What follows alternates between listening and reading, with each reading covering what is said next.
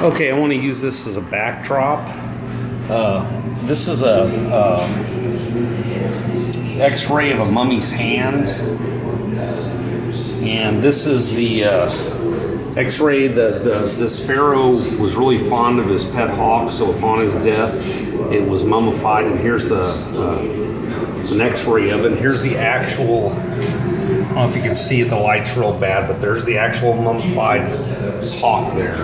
So I want to use this as a backdrop to bring your attention to some things that have come to light over the years that haven't made it into mainstream media. So they found cocoa leaves and tobacco leaves and mummy wrappings. Well, what does that have? Why is that startling? Well, according to mainstream science,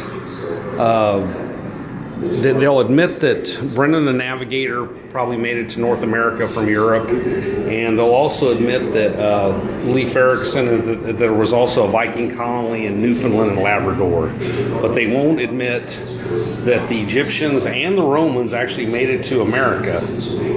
So cocoa leaves are indigenous to South America, and tobacco leaves are indigenous to North America, and they made it across the Atlantic. There was a real famous author back in the 60s and 70s named Thor Heyerdahl, and he wrote a book called The Kon-Tiki, where he recreated the Polynesian sailing across the Pacific. Well, he also did a lesser known one called the Ra Expeditions, where he made a reed boat like the Egyptians and he sailed it across the Atlantic. So the Egyptians were in America, and there's a theory that the mines of Ophir were actually in North America. Anyway, check that out. But they had cocoa leaves and tobacco leaves and mummy wrappings.